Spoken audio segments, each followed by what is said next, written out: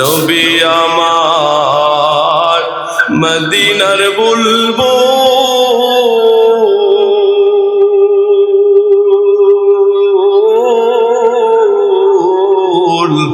দয়াল আল্লাহ নামটি রাখলেন মুহাম্মদ রাসূল রহমাতাল লিল আলামিন নবী কুরআনে তোমার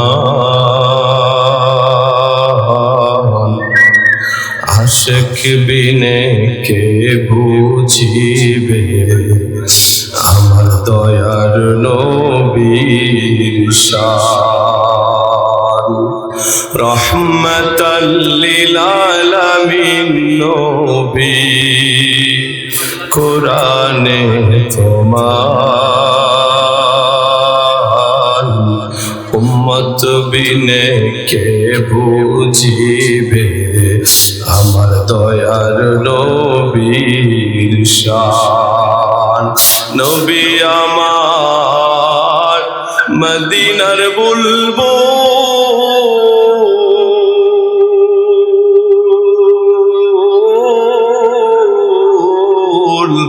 দয়াল আল্লাহ নামটি রাখলেন মুহাম্মদ রাসূল সেই নবীকে না মানিলে সেই নবীজির কথা না মানলে থাকে না ঈমান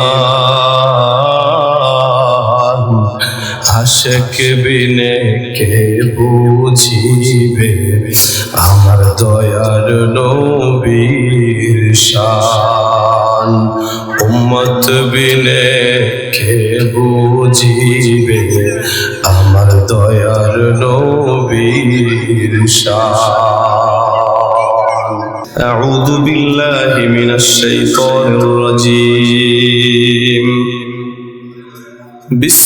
বিসমিল্লাহির রহমানির রহিম ইন্নামাল মুমিনুনা আল্লাযীনা ইযা যুকিরাল্লাহু ওয়াজিলাত কুলুবুহুম ওয়া ইযা তুলিয়াত আলাইহিম আয়াতুহু যাদাতহুম ঈমানা وعلى ربهم يتوكلون আল্লাহ বলে গোলাম ইন্নামাল মুমিনুনা ঈমানদার হলো কারা ঈমানদারদের কিছু পরিচয় আমি আল্লাহ তোমাদেরকে দিচ্ছি ইন্নামাল মুমিনুনা আল্লাযীনা ইযা যুকিরাল্লাহু ওয়াজিলাত কুলুবুহুম ঈমানদারদের একটা বৈশিষ্ট্য হলো এই যখন আল্লাহর কথা তাদের স্মরণ হয় আল্লাহর কথা স্মরণে আসলে তাদের দিলটা কেঁপে ওঠে সুবহানাল্লাহ আমার আল্লাহ বলে গোলাম ঈমানদারদের এক নম্বর গুণ হলো যখনই আল্লাহ তাআলার কথা স্মরণ হয় আল্লাহর কথা স্মরণ হওয়ার সাথে সাথেই যারা খাঁটি ঈমানদার তাদের দিলটা কেঁপে ওঠে আল্লাহর বড়ত্বের কথা স্মরণ হইলে আল্লাহর মাহাত্ম্যের কথা স্মরণ হইলে তারা স্থির থাকতে পারে না তাদের হৃদয়টার সাথে সাথে নড়ে চড়ে উঠে পরিবর্তন হয়ে যায় সুবহানাল্লাহ বনি ইসরাইলের 3 যুবকের ঘটনা আছে সেই বুখারীর মধ্যে এই ঘটনা আপনারা হয়তো জীবনে বহু শুনেছেন আমি লম্বা ঘটনা বলবো না শুধু একটা বলবো 3 যুবক এমন ছিল যে 3 জন বন্ধু মিলে তারা সফর করার জন্য বের হয়েছিল পাহাড়ের পাদদেশ দিয়ে তারা সফর করতেছে সন্ধ্যা হয়ে গেছে আশ্রয়ের জন্য পাহাড়ের গুহার মধ্যে ঢুকে গেছে আল্লাহর কি লীলা খেলা আল্লাহর কুদরতি ভাবে উপর থেকে বিশাল একটা পাথর আইসা যে গুহার মধ্যে তারা বসেছিল আশ্রয় নিয়েছিল ওই গুহার মুখটাকে বন্ধ করে দিয়েছে আল্লাহর বান্দা তিনজন বড় বিপদে পড়ে গিয়েছে। এখনকার মতো তখন বিদ্যুৎ ছিল না, মোবাইল ছিল না, স্যাটেলাইট ছিল না, আমার এমন জায়গা যেখান দিয়ে কোনো মানুষ যাবে বলেও মনে হয় না। এমন ভাবে গুহার মুখের মধ্যে পাথরটা আইসা বসে। মূলত এটা আল্লাহ তাআলার পরীক্ষা ছিল, আল্লাহ তাআলাই এটা করেছেন। এমন ভাবে মুখে আসলো, বাহির থেকে সামান্য আলো বাতাস কিছু ভিতরে যায় না। তিন যুবক বড় বিপদে পড়ে গেছে। তিনজন মিলে বহু শক্তিশালী যুবক, অনেক চেষ্টা করেও যখন পাথরটাকে এক চুনো সরাইতে পারে নাই, বড় বিপদের মধ্যে পড়ে গেছে। সাহায্যের জন্য ফোন দিবে, তখন সেই মোবাইলেরও ব্যবস্থা ছিল না, কাউকে ডাকবে সেই সুযোগও নাই। তারা মনে করে নিয়েছে মনে হয় পৃথিবীতে আর কোনোদিন আমরা ফিরে যাইতে পারবো না, এখানেই হয়তো আমাদের মরণ চলে আসতে পারে। এই অবস্থায় মন খারাপ। একজন তাদের মধ্য থেকে বলল, এমন এক বিপদে পড়ছি যে বিপদ থেকে দুনিয়ার কেউ বাঁচাইতে পারবে না, তবে যত বড় বিপদে হোক একজন বাঁচাইতে পারে, তিনি কে? হর কে দারত খৌফে হক দর দিল মাদাম জন্নাতুল মাওয়াদ হাদ উরা মাকাম জুজবা হক চি জে মখাজ ইনসুজা ফজলে উআ মস্তে দর জুমলা জাহা দিল জু খালি याद हक से आई जहा खाना ए शैतायो दिल बेहुमा। जबानटा खुले जुरे बोलें ना अल्लाहु আকবার। আমার আল্লাহ বলে, গোলাম ওয়ামান ইয়াত্তাকিল্লাহা ইয়াজআল লাহু মাখরাজা, যদি তোমার মধ্যে আমি আল্লাহর ভয় থাকে রে গোলাম, যত বড় বিপদের মধ্যেই পড়ো না কেন, আমি আল্লাহ তোমাকে যত বড় বিপদের মধ্যে পড়ো, আমি আল্লাহর ভয় যদি তোমার অন্তরে থাকে, আমি আল্লাহ তোমাকে বিপদ থেকে উদ্ধার করে দিব। বলেন সুবহানাল্লাহ। এই বিশ্বাস আছে না? আছে। তিন যুবক বহুত বড় বিপদে পড়ে গেছে, কোনদিন এখান থেকে বের হইতে পারবে বলে মনে হয় না। তাদের মধ্য থেকে একজনের মাথায় হঠাৎ করে বুদ্ধি আসলো, এত ধৈর্য হারা হয়ে লাভ নাই, এমন এক বিপদের মধ্যে পড়ছি পৃথিবীর কেউ বাঁচাইতে পারবে না। তবে দেখো না, তোমাদের জীবনে এমন কোনো কাজ আসেনি, এমন কোনো আমল আসেনি, এমন কোনো কাজ আসেনি যেটা আল্লাহর ভয়ে করা হয়েছে, যেটা একমাত্র আল্লাহর জন্য করা হয়েছে। পৃথিবীতে কত কাজই তো মানুষকে দেখানোর জন্য হয়। পৃথিবীতে কত মানুষ নামাজ পড়ে মানুষকে দেখানোর জন্য, কত মানুষ দান সাদাকা করে মানুষকে দেখানোর জন্য। চিল্লা বলেন ঠিক না বেঠি? সমাজের মধ্যে কিছু মানুষ দেখবেন যারা নামাজ পড়ে শুধু জুমার নামাজ, ফজরে তাদেরকে পাওয়া যায় না, আসর মাগরিবের সাথেও তারা নাই। মনে হয় যেন মঙ্গল গ্রহে বেড়াইতে গেছে, চাঁদের দেশে ঘুরতে গেছে। শনিবারে খুঁজে পাওয়া যায় না, রবিবারে নাই, সোম মঙ্গল বুধ বৃহস্পতিবারে নাই, শুক্রবারে ফজরেও নাই, কিন্তু জুমার সময় কিছু মুসল্লি আছে না না। আপনি কি মনে করেন এরা নামাজগুলো আল্লাহর জন্য পড়ে? আল্লাহর জন্য বললে ফজরের নামাজে কই? জোহর কোথায়, আসর কোথায়? ও ফজরের নামাজ কি নফল নাকি? কি বলেন? ফজরের নামাজ নফল। আমার আল্লাহ বলেছেন আকিমিস সালাতা লিদুলুকিশ শামসি ইলা গাসাকিল লাইলি ওয়া কুরআনাল ফাজর ইন্না কুরআনাল ফাজরি কানা মাশহুদা। আমার আল্লাহ তাআলা কুরআনুল কারীমের মধ্যে নামাজের ওয়াদা করেছেন। বিভিন্ন আয়াতের মধ্যে কয় ওয়াক্ত নামাজ পড়তে হবে সেটাও ইশারায় বুঝিয়ে দিয়েছেন। তবে নবীজি বিস্তারিত নামাজ কত ওয়াক্ত এবং কিভাবে পড়তে হবে, কয়টা ফরজ আছে, কয়টা ওয়াজিব আছে, সুন্নতগুলা কি কি, এই সবগুলো কথা, এই সকল বিধিবিধানগুলা নবীজি হাদিসে জানায় দিয়েছে। কথা বলেন ঠিক না বেঠিক? তার মানে হলো জুমার নামাজ যেমন ফরজ, ফজরের নামাজও ফরজ, আসরও ফরজ, মাগরিবের এশাও ফরজ, সবগুলার গুরুত্ব সমান, কোনোটাকে ছোট করার কোনো সুযোগ নাই। তাহলে যুবক বলতেছে, তোমাদের মধ্যে এমন কারো জীবনে কোনো আমল আসেনি যে আমলটা একমাত্র আল্লাহর জন্য করা হয়েছে? ও মুসলমান, একটু বলেন, আমরা নামাজ পড়বো কার জন্য? রোজা রাখবো কার জন্য? যাকাত দিব কার জন্য? হজ করবো কার জন্য? যারা বিড়ি খায় কার জন্য খায়? যারা সুদ খায় কার জন্য খায়? যারা ঘুষ খায়, জুলুম করে, গুলা কার জন্য করে? আল্লাহ হেফাজত করেন, আমিন। এক যুবক বলে, দেখো তো, তোমাদের জীবনে এমন কোন কাজ আসেনি যেই কাজটা একমাত্র আল্লাহর জন্য করা হয়েছে, যেই কাজের মধ্যে দুনিয়ার কোনো মানুষের কোনো হাত নাই, যেই কাজের মধ্যে ইখলাস আছে, খুলুসিয়াত আছে? আমি আপনাদেরকে বলতে চাইছিলাম, আল্লাহর কথা স্মরণ হইলে দিলের মধ্যে কম্পন সৃষ্টি হয়ে যায়। এই কথা বুঝাইতে গিয়ে এই ঘটনা টানতেছি। একজন কয়, হ্যাঁ, আমার জীবনে একটা কথা মনে পড়তেছে, আমি সেটা বিস্তারিত শোনাবো না। সে বলতেছে, আমি আমার মা বাবার খেদমত করেছি একমাত্র আল্লাহর জন্য। সুবহানাল্লাহ। আমি যদি বিস্তারিত ঘটনায় যাই তাহলে কিন্তু আমার আলোচনা অন্যদিকে চলে যাবে। একজন বলছে, আমি আমার মা বাবার খেদমত করেছি একমাত্র কার জন্য? আল্লাহ গো, আমার খেদমত যদি তোমার পছন্দ হয় তাহলে আজকের বিপদ থেকে উদ্ধার করে দাও। হাদিসের মধ্যে আসছে, পাথরটা 3 ভাগের 1 ভাগ সরে গেছে।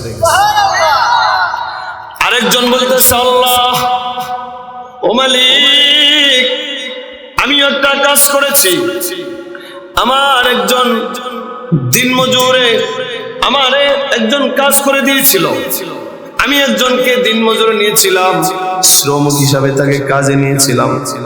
সে কাজ করে চলে গেছে, সে তার পারিশ্রমিক নাই। আমি তার পারিশ্রমিক দিয়া ব্যবসা করে অনেক টাকা হয়েছে। বহুদিন পরে সে আসছে তার পারিশ্রমিক নেওয়ার জন্য। আমি যদি তারে একদিনের পারিশ্রমিক দিয়া দিতাম, সে চলে যাইতো, কিন্তু না, আমি তার টাকা দিয়া ব্যবসা করে যত লক্ষ টাকা হয়েছে সব তারা দিয়া দিলাম। আল্লাহ গো, কাজটা যদি তোমার জন্য করে থাকি, আজকের বিপদ থেকে উদ্ধার করে দাও। হাদিসের মধ্যে আসছে, পাথরটা 2 ভাগ সরে গেছে। ও মুসলমান, আমার বলার যে মূল পয়েন্ট সেটা আসছি। 3 নাম্বার যুবক বলতেছে, মালিক, আমি অনেক ধনাঢ্য ছিলাম, অনেক টাকার মালিক ছিলাম, আমার একটা চাচাতো বোন ছিল, বড় রূপসী ছিল, সুন্দরী ছিল। আমি তার কাছে পাওয়ার জন্য অনেক চেষ্টা করেছিলাম, কিন্তু না, সে ছিল পরহেজগার। সে কখনো আমার প্রস্তাবে রাজি হয় নাই। আমি সুযোগ খুঁজতেছিলাম কোন সময় কি তারা আমি পাই কিনা, কিন্তু না, কোনোভাবেই তারা রাজি করতে পারি নাই। কারণ তার মধ্যে আল্লাহর ভয় ছিল। আমার চাচাতো বোনের মধ্যে আল্লাহ তাআলার ভয় ছিল। তার মধ্যে আল্লাহর ভয় থাকার কারণে, সে পরহেজগার হওয়ার কারণে সে আমার প্রস্তাবে রাজি হয় নাই। কিন্তু অবস্থা কি হলো, এক সময় সে দুর্ভিক্ষের মধ্যে পড়ে গেল, বিশাল অভাবের মধ্যে পড়ে গেল। ঘরের মধ্যে কোনো খাবার নাই, চুলার মধ্যে আগুন নাই, ঘরের মধ্যে কোনো আসবাব নাই। বিপদে পড়ে আমার কাছে আইছে, ভাই কিছু একটা করো, আমারে কিছু টাকা দাও, আমি বড় বিপদে পড়ছি। যখন আমার চাচাতো বোন আমার কাছে আসলো, আমার মাথায় শয়তান চেপে বসলো। আমি তারে বললাম, তোমার যত টাকা লাগে তোমাকে দিব, তবে তুমি আমার প্রস্তাবে রাজি হওয়া লাগবে। আমার চাচাতো বোন বাধ্য হয়ে পর্যায়ে রাজি হয়ে গেছে। আমি যখন তার সাথে অবৈধ কাজ করার জন্য গেলাম, সে আমাকে বলল, ভাই, পৃথিবীর কেউ হয়তো দেখতেছে না, কিন্তু একজনে দেখতেছে, চিল্লায় বলেন না তিনি কে?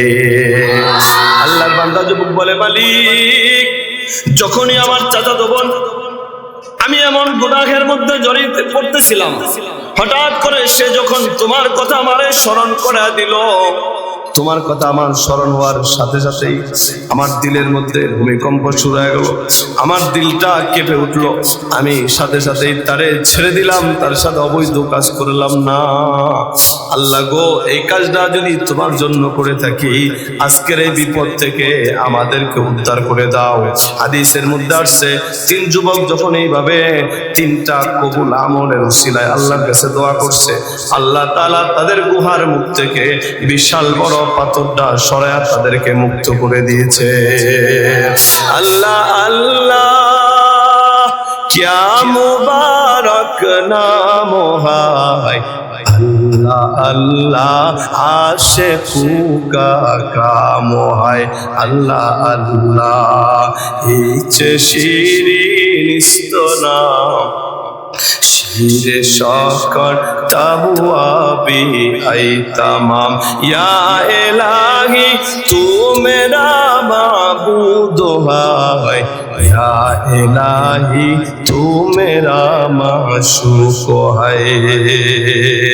আমার আল্লাহ বলে, গোলাম ইন্নামাল মুমিনুনা আল্লাযীনা ইযা যুকিরাল্লাহু ওয়াজিলাত কুলুবুহুম, ঈমানদারদের 1 নাম্বার বৈশিষ্ট্য হলো যখন তাদের কাছে আমি আল্লাহ তাআলার কথা স্মরণ হয়, যখন তাদের আমি আল্লাহর কথা স্মরণ হয়, তখন তাদের অন্তরটা কেঁপে ওঠে। আমরা এরকম ঈমানদার হতে চাই তো ইনশাআল্লাহ?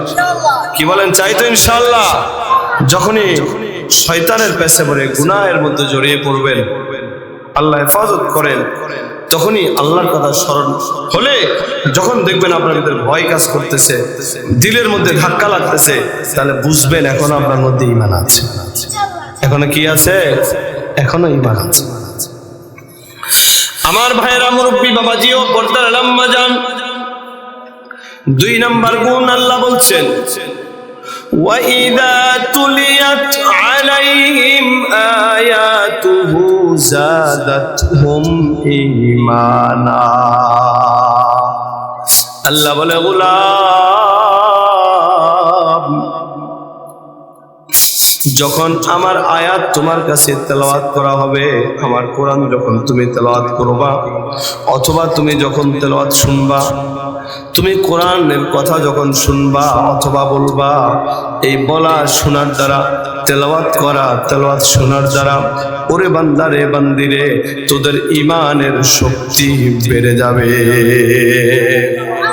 ওয়াইদা তুলিয়াত আলাইহিম আয়াতুহু, আল্লাহ বলছে যারা ঈমানদার এরা যখন কোরআন তেলাওয়াত করবে, অথবা কোরআন তেলাওয়াত শুনবে, অথবা কোরআনের আলোচনা করবে, অথবা কোরআনের আলোচনা শুনবে, আল্লাহ বলছেন জাদাতুম ঈমানা, তাদের ঈমান বেড়ে যাবে।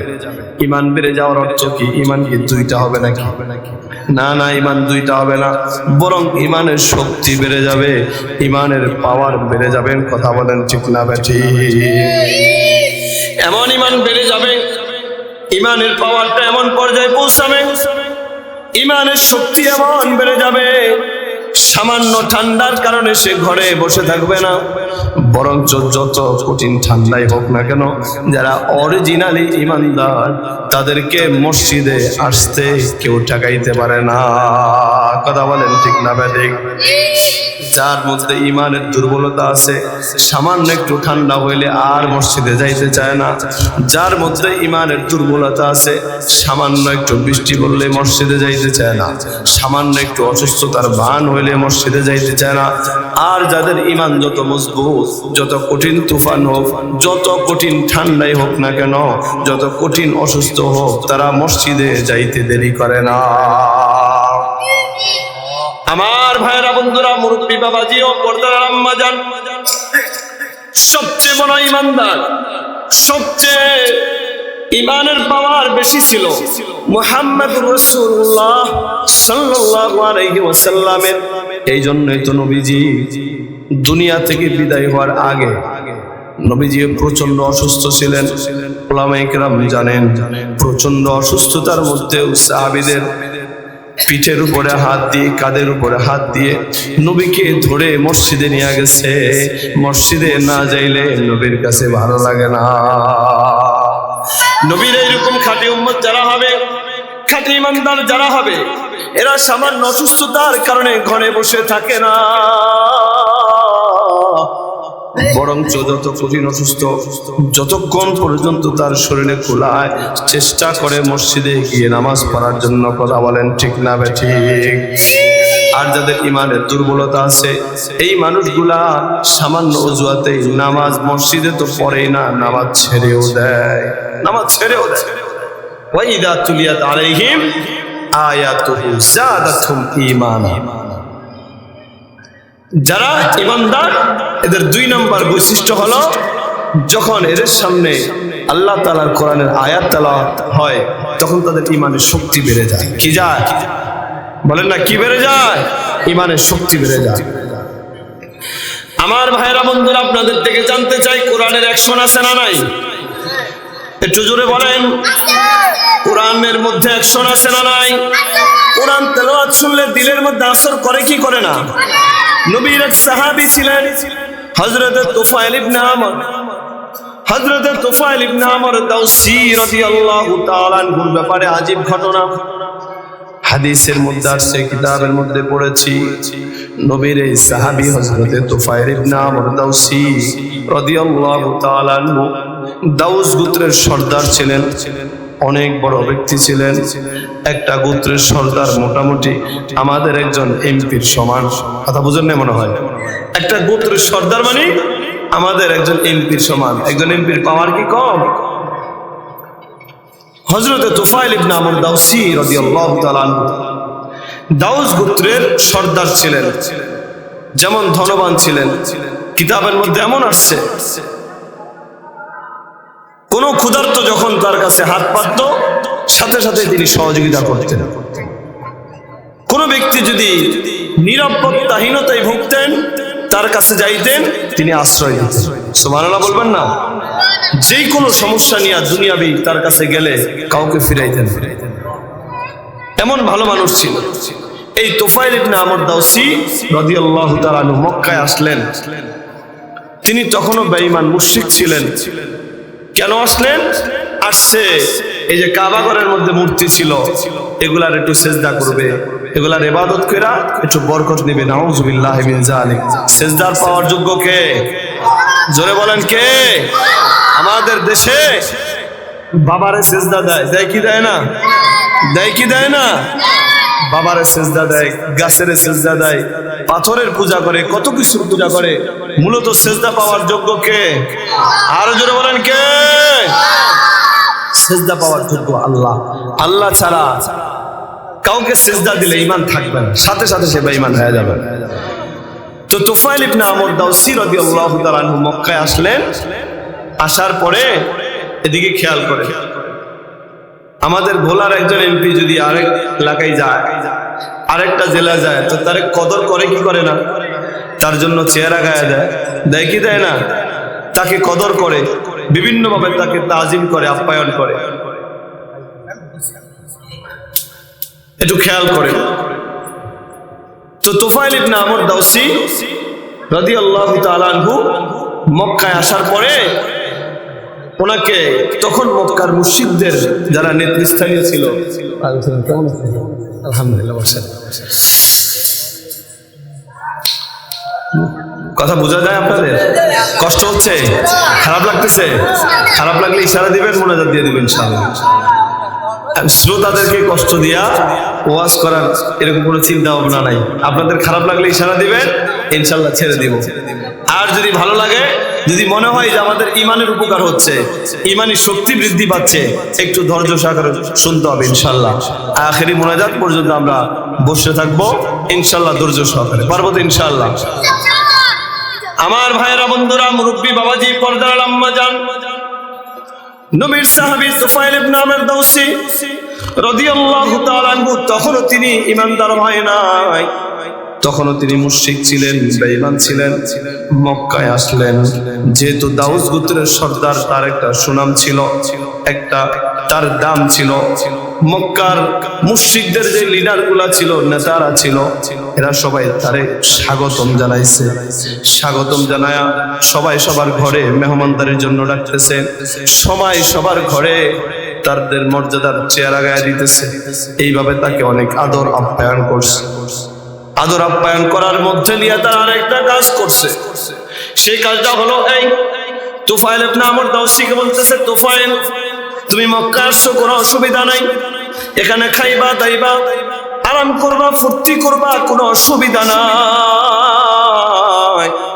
মক্কায় আসছো, যতদিন মন চাই ততদিন থাকবা, কোনো সমস্যা নাই। আমাদের ঘরগুলো তোমার জন্য প্রস্তুত আছে, আমাদের যত ধরনের উন্নত মেহমানদারির দরকার সবই তোমাকে করা হবে, কোনো অসুবিধা নাই। তবে তুফাইল তোমাকে একটা সতর্ক করে দিচ্ছি, মক্কার মধ্যে একজন লোক আছে মুহাম্মদ, আব্দুল্লাহর ছেলে মুহাম্মদ, ওই মুহাম্মদের ধারে কাছে তুমি যাইবা না। চিল্লা বলেন নাউজুবিল্লাহ। কুরআনুল কারীমের মধ্যে সূরাতুল হামিম সাজদার মধ্যে আল্লাহ বলছেন, ওয়াকালাল্লাযীনা কাফারু লা তাসমাউ লিহাযাল কুরআন ওয়ালগাউ ফীহি লাআল্লাকুম তাগলিবুন। মক্কার মুশরিকরা যারা এই নবীর কাছে কোরআন শোনার জন্য যাইতো, তাদেরকে বাধা দিয়া বলতো, লা তাসমাউ লিহাযাল কুরআন, খবরদার এই কোরআন শুনিও না, এই কোরআনের কথা তোমরা শুনিও না, এই কোরআন শুনলে তোমরা বিপদগামী হয়ে যাবে। চিল্লা বলেন নাউজুবিল্লাহ। আমি কি সঠিক পথে যাই? কোরআনের মধ্যে আল্লাহ তাআলা এমন আসর দিয়ে দিয়েছেন, এমন অ্যাকশন আল্লাহ দিয়ে দিয়েছেন। এই কোরআন যদি কেউ দিল দিয়া পড়ে, দিল দিয়া শুনে, অবশ্যই কোরআন তার মধ্যে আসর করবে। চিল্লা বলেন ঠিক না বা ঠিক? এই তুফাইল ইবনে আমর দাওসী রাদিয়াল্লাহু তাআলা আনহু তখনও তিনি মুসলমান হন নাই।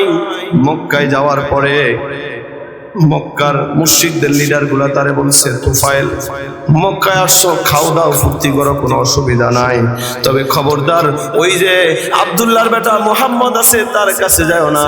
তার কাছে তুমি যদি যাও তাহলে সে এমন কিছু জাদু মন্ত্র সে জানে, তোমাকে জাদু করে ফেলবে, তোমার স্ত্রীর থেকে তোমার আলাদা করে ফেলবে, তোমার বাবা থেকে তোমার আলাদা করে ফেলবে, তোমার সন্তানদের থেকে তোমাকে আলাদা করে ফেলবে, তোমার আত্মীয় স্বজন থেকে তোমাকে আলাদা করে ফেলবে। চিন্তা বলেন নাউজুবিল্লাহ।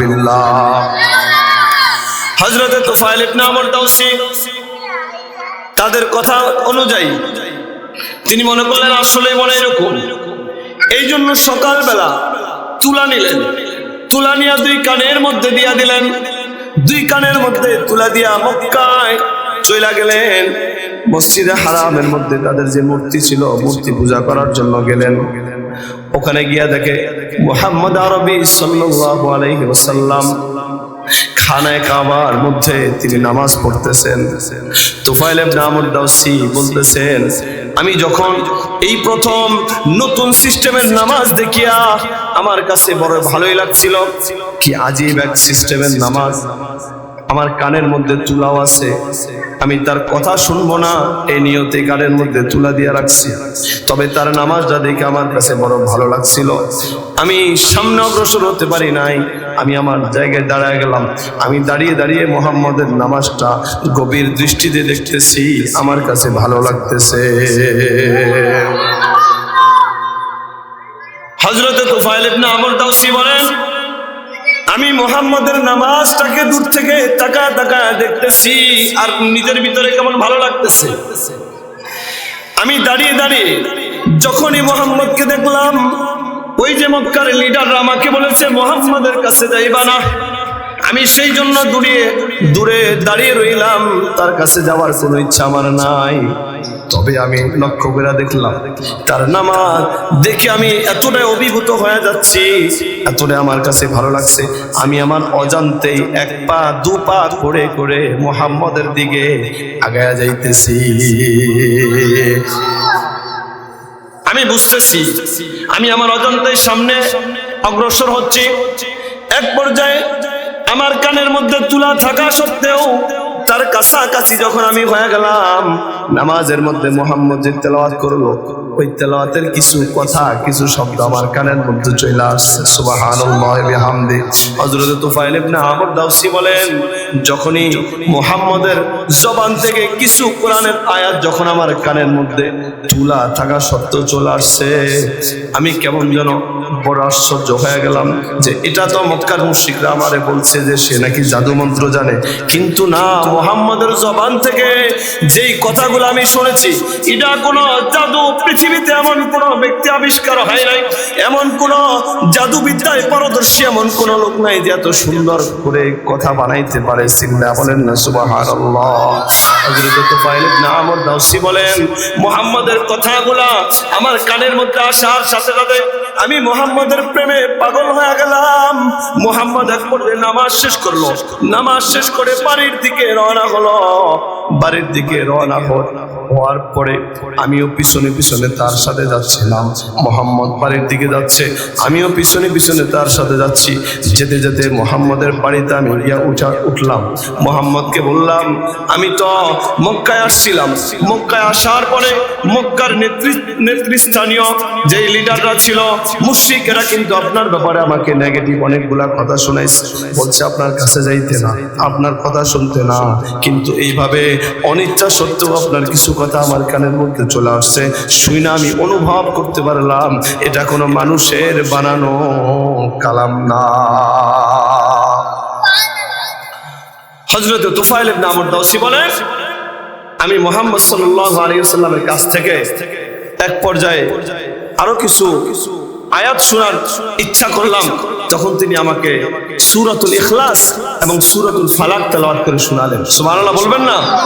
হযরত তুফাইল ইবনে আমর দাওসী বলেন, আমি মুহাম্মদের জবান থেকে এই তেলাওয়াতটুকু শোনার পরে আমার দিলের মধ্যে এমন ভাবে আসর করছে, আমি সাথে সাথে কালেমা পড়ে মুসলমান হয়ে গেলাম। আমার ভাইরা, তাহলে বলছিলাম ওয়াইদা তুলিয়াত আলাইহিম আয়াতুহু, আল্লাহর আয়াত যখন তেলাওয়াত করা হয় ঈমানদারদের ঈমানি শক্তি বৃদ্ধি পায়, আর বেঈমানদের ভিতরে ঈমান আনার প্রতি আগ্রহ সৃষ্টি হয়। কথা বলেন ঠিক না? ঠিক না? এইরকম অনেক কথা আছে। আপনারা কারি আব্দুল বাসেত রাহিমাহুল্লাহর নাম শুনেছেন। তিনি কোরআনের আয়াত তেলাওয়াত করেছেন, সূরাতুর রহমান থেকে তেলাওয়াত করেছেন। শুধু তেলাওয়াত শুনে হাজার হাজার খ্রিস্টান জায়গায় মুসলমান হয়ে গেছে। তো কোরআনের একটা অ্যাকশন আছে না নাই? কি বলেন, আছে না নাই? আমার ভাইয়েরা, মুরব্বী, বাবাজি, পর্দার আম্মা জান, কোরআনের অ্যাকশন কোরআনের মধ্যে অবশ্যই আছে, আগেও ছিল, এখন আছে, কিয়ামত পর্যন্ত থাকবে। কিন্তু বড় আফসোসের ব্যাপার, কিন্তু বড় দুঃখের ব্যাপার হলো কোরআনের অ্যাকশন কোরআনের মধ্যে আছে, কোরআনের অ্যাকশন আমরা আমাদের মধ্যে আনতে পারি না। মুরব্বী ও যুবক ভাই, প্রতিদিন তোমার পত্রিকা পড়ার সময় হয়, মোবাইলের মধ্যে ফেসবুক চালানোর সময় হয়, কত মানুষের সাথে তোমার চ্যাটিং করার সময় হয়, কত মানুষের সাথে তুমি কথা বলো, সবার সাথে, বন্ধুর সাথে, বান্ধবীর সাথে কথা বলার সময় হয়। কিন্তু আল্লাহ বলছে, গোলাম রে, আমি আল্লাহর সাথে কি কথা বলার তোমার সময় হয় না? এমন আল্লাহর বান্দা আছে দৈনিক পত্রিকা পড়তে মিস দেয় না, দেশের সকল খবরাখবর রাখে, ফেসবুকের মধ্যে ঢুকে বহু পৃষ্ঠাকে পৃষ্ঠা, লাইনকে লাইন লেখা পড়ে, কত মানুষের সাথে কত কথা বলে, কত সময় দেয়। কিন্তু আল্লাহ ডাক দিয়া বলছে, বান্দারে, আমি তো এই কোরআন তোমার তাকের উপরে জুজদান পেছায়া তুমি রাইখা দিবা আর মাঝে মধ্যে চুমা খাইবা, সেই জন্য তো আমি নাজিল করি নাই। ওরে গোলাম, এই কোরআনের এক নাম্বার হক হলো তুমি সকাল বিকাল সব সময় তুমি তেলাওয়াত করবা। সব সময় কি করবা? সব সময় তেলাওয়াত করবা। তেলাওয়াত না করলে এই ঘরের তাকের উপরে কোরআন থুয়ে দিলে কি কোরআনের হক আদায় হবে? কি বলেন, হক আদায় হবে না? আমার ভাইরা, মুরব্বী, বাবাজিরা, একটু নিজের সাথে মিলা দেখেন, প্রতিদিন বিভিন্ন কাজের সুযোগ আমাদের হয়, প্রতিদিন বিভিন্ন কাজ করার সুযোগ আমাদের হয়। কত ধরনের কাজ করি, কত ধরনের বই পড়ি, কত ধরনের পত্রিকা পড়ি, কত লাইনকে লাইন বাংলা আমরা পড়ি, ইংরেজি পড়ি, কিন্তু আল্লাহর কোরআন থেকে এক লাইন পড়ার সুযোগ হয় না। এমন আল্লাহর বান্দা বান্দি আছে না? এমন মানুষ আছে যারা এক রোজা থেকে আরেক রোজা, এই রোজা আসলে কোন রকম একটু কোরআনটা যেহেতু কোরআন নাজিলের মাস, এই জন্য কোরআনটা খুলে একটু আদর করে, একটু চুমু খায়, একটু চেষ্টা করে মসজিদের ইমাম সাহেবের কাছে একটু চেষ্টা করে। আমাদের আল হুদা সমাজ কল্যাণ পরিষদের উদ্যোগে বিভিন্ন মসজিদে কোরআন শিক্ষার কোর্স করা হয়, সেখানে একটু বসে। কিন্তু রমজানটা চলে যাওয়ার পর থেকে পরের রোজা পর্যন্ত কোনোদিন কোরআনটা খুলে দেখার সুযোগ হয় না। অথচ এই কোরআন যদি আমি আপনি তেলাওয়াত করি, এই কোরআন যদি আমার আপনার সিনার মধ্যে চলে আসে, এই কোরআনের বিধিবিধান যদি আমার আপনার জীবনের সাথে যদি চলে আসে, হাদিসের মধ্যে আপনাকে আমাকে যখন খবরে রাখা হবে, এই কোরআন ফেরেশতাদের সাথে তর্ক করবে, ফেরেশতাদের সাথে ফাইট করবে। কেন করবে? ফেরেশতাদেরকে বলবে, এই আল্লাহর বান্দা, আল্লাহর বান্দি আমাকে তার সিনায় ধারণ করেছে, আমাকে মহব্বত করেছে, তেলাওয়াত করেছে, আমার হক অনুযায়ী সে চলেছে, তাকে আজকে জান্নাতে পৌঁছানোর আগে আমি তার থেকে পৃথক হব না। আমার ভাইরা, মুরব্বী বাবাজি, এই কোরআন অনেকে বলবো হুজুর আমরা তো পড়তে পারি না, কি করব? আমরা তো ছোটবেলায় শিখতে পারি নাই, এখন তো আমাদের বাচ্চাদেরকে শিখায়। কিন্তু দুঃখের কথা হলো বহু মানুষ এখনো শিখায় না। অনেক মানুষ এখনো এমন মানুষ আছে, আগে তো এক সময়, আজ থেকে 30-40 বছর আগে এত হাফেজ এলাকার মধ্যে ছিল না, এত আলেম এলাকার মধ্যে ছিল না, এই জন্য পারে নাই কোরআন শিখাইতে, নিজেও শিখতে পারে নাই। কিন্তু এখন প্রায় প্রত্যেকটা 2-1টা বাড়ি পরপর মাদ্রাসা থাকা সত্ত্বেও, প্রত্যেকটা মসজিদে, বেশিরভাগ মসজিদে যোগ্য ইমাম থাকা সত্ত্বেও, এখনো যদি আপনি আমি আপনার আমার সন্তানকে কোরআন শিখাইতে না পারি, আল্লাহর কাছে কোনো জবাবদিহিতা করতে পারবেন না। আমার ভাইরা, মুরব্বী বাবাজি, ও পর্দার আম্মা জান, আমি এই ব্যাপারে একটা ওয়াক্য আপনাদেরকে শোনাইতে চাই। যারা বলবেন হুজুর আমরা তো পারি না, কি করব? আমি বলবো আপনি চেষ্টা করেন, কোরআন খোলেন, নিজে নিজে চেষ্টা করেন, দেখেন না এর মধ্যে কি আছে। না পারলে চেষ্টা করেন একটু চুমু খান, চেষ্টা করেন ভুল হোক শুদ্ধ হোক পড়ার ফিকির করেন। যান মসজিদের ইমাম সাহেবের কাছে চলে যান, মাদ্রাসার শিক্ষকের কাছে চলে যান, চেষ্টা করতে করতে যদি মারা যান, ইনশাআল্লাহ এই কোরআন শিখার জন্য চেষ্টা করার কারণে, কোরআনকে মহব্বত করার কারণে ইনশাআল্লাহ আশা করা যায় আল্লাহ আপনাকে আমাকে জান্নাত দিয়া দিবেন। ভারতের একটা ওয়াক্য আপনাদেরকে একটু শোনাতে চাই। আমাদের আকাবিরিনদের মধ্যে অন্যতম একজন আকাবিরিন, এশিয়া মহাদেশের, ভারত উপমহাদেশের অনেক বড় আলেম ছিলেন হযরত হুসাইন আহমদ মাদানী রহমাতুল্লাহ আলাইহি। ওনার এক সন্তান ছিল হযরত আসআদ মাদানী রহমাতুল্লাহ আলাইহি। বাংলাদেশে বিভিন্ন সময় তিনি সফর করেছেন। বাংলাদেশের এক সফরে তিনি একটা ওয়াকিয়া শোনাইছেন। কি ওয়াকিয়া আপনাদের একটু শোনাতে চাই। ভারত দেশটা মোটামুটি ছোট না, অনেক বড় দেশ। আমাদের বাংলাদেশের চেয়ে বহু গুণ বড়। কি বলেন ঠিক না? অনেক বড়। ভারতের এক একটা সাইজ, ভারতের এক একটা প্রদেশ আমাদের দেশের চেয়ে বড়। কথা বুঝেন নাই মনে হয়? ভারত অনেক বড় রাষ্ট্র। এই ভারতের মধ্যে, এক রাষ্ট্রের মধ্যে বিভিন্ন রকমের কৃষ্টি কালচার চলে, বিভিন্ন রকম। কেমন কৃষ্টি কালচার আপনি অনলাইনে একটু সার্চ করেন, পেয়ে যাবেন। ভারতের একটা জায়গা আছে, একটা অঞ্চলের মধ্যে এমন আছে, আমরা তো বাংলাদেশে বিভিন্ন উৎসব করি, বিভিন্ন দিবস পালন করি, আর ভারতে এক অঞ্চলের দিবস পালন হয় গোবরের দিবস। নাউজুবিল্লাহ। কিসের দিবস? কিসের দিবস? গোবরের দিবস। এরা কি করে? এই যে আমরা মাহফিলটা আয়োজন করার জন্য 1 মাস আগ থেকে কাজ শুরু করেছি। বক্তা দাওয়াত দেওয়া, ডেকোরেটর দাওয়াত দেওয়া, বিভিন্ন কাজকর্ম করেছি। আজকে এটার মাহফিল হচ্ছে, ইনশাআল্লাহ আগামী কালকেও হবে। ভারতে যে অঞ্চলে গোবরের দিবস হয়, ওরাও 1 মাস আগ থেকে গোবর বিভিন্ন জায়গা থেকে তারা ট্রাক ভরে ভরে গোবর আনে, আইনা এক জায়গায় পাহাড়ের মতো উঁচা করে। এরপরে নির্ধারিত একটা তাদের দিন আছে, সেই দিন তারা নিজেদের নিজেদের গায়ে গোবর মাখে। আমাদের দেশে যেমন বিয়ের অনুষ্ঠানে, গায়ে হলুদের অনুষ্ঠানে একজন আরেকজনকে রং মারে, একজনে আরেকজনকে পানি মারে, এইভাবে তারা একজন আরেকজনকে গোবর মারে। এমনকি নাউজুবিল্লাহি মিন যালিক, আপনি অনলাইনে ঢুকে দেখেন একজন আরেকজনের গোবর খাওয়াইও দেয়। নাউজুবিল্লাহি মিন যালিক। আমার ভাইয়েরা, বন্ধুরা, এই জন্য ভারতের বিভিন্ন রকমের মানুষ আছে। ভারত উপমহাদেশে কোন একটা অঞ্চল এমন ছিল যে অঞ্চলের মধ্যে শিক্ষিত কোনো মানুষ ছিল না। ওই এলাকার মধ্যে সকল মানুষগুলাই তারা মূর্খ ছিল, সকল মানুষগুলাই কোরআনের জ্ঞান থেকে শূন্য ছিল। কোরআনের জ্ঞান তাদের মধ্যে না থাকার কারণে ওই এলাকার একটা লোক মারা গেছে। একটু খেয়াল করেন, এই এলাকার একটা লোক মারা যাওয়ার পরে সবাই বিপদে পড়ে গেছে। কেমন বিপদ? কারণ হলো জানাজা পড়ানোর মতো একটা লোক নাই।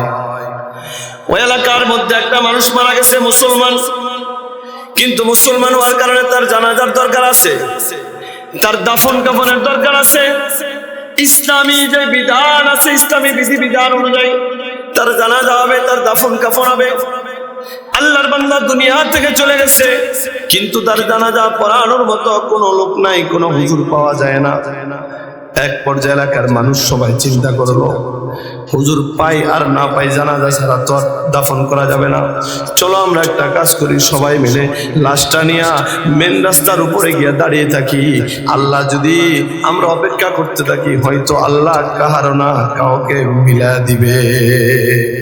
এই জন্য সবাই মিলে মেন রোডের উপরে গিয়া লাশটা রেখে অপেক্ষা করতেছে, দেখি কোনো আল্লাহর বান্দা আসে কিনা, আল্লাহ একজনকে মিলা দেয় কিনা।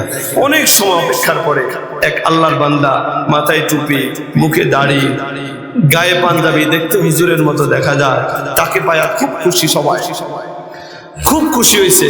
উনি যখন কাছাকাছি আসছে তো বলতেছে, ভাই হুজুর একটু মেহেরবানি করে একটু কষ্ট করেন না, আমাদের এই যে ভাইটা মারা গেছে তাকে জানাজা দেওয়ার মতো কোনো লোক আমাদের এলাকাতে নাই। বলেন ইন্না লিল্লাহি ওয়া ইন্না ইলাইহি রাজিউন। গভীর মনোযোগ। আল্লাহর বান্দাকে এলাকার সবাই মিলা ধরল, ভাই আমাদের জানাজা পড়ানোর কেউ নাই, আমাদের এখানে জানাজা পড়ানোর মতো এই যোগ্যতাশীল কেউ নাই, আপনি একটু মেহেরবানি করে জানাজার একটু পড়ায়া দেন। তিনি বলছেন, ভাই আমি একজনের চাকরি করি, আমি একজনের কাজ করি, এই যে দেখেন আমার সময় খুবই শর্ট, আমি যদি জানাজা পড়ায় দাফন কাফন করতে আমার লেট হয়ে যাবে। তারা সবাই পায়ে ধরছে, হুজুর যে কোনো ভাবে একটু মেহেরবানি করে জানাজাটা পড়ায়া দেন। আল্লাহর বান্দা তাদের কথা রাজি হয়ে গেল। ও মুসলমান, আমি একটু বলতে চাই জায়গায় দেখেন, পৃথিবীর মধ্যে এখনো বহু জায়গা আছে, এখনো বহু দেশ এমন আছে যে দেশের মধ্যে এইভাবে ওপেন তাফসির মাহফিল হয় না। হয় এমন বহু রাষ্ট্র আছে যেই দেশের মধ্যে আপনি মাইক লাগায়া তাফসির করবেন তো দূরের কথা, মুখে যে আপনি মুসলমান এই স্বীকৃতিও দিতে পারবেন না।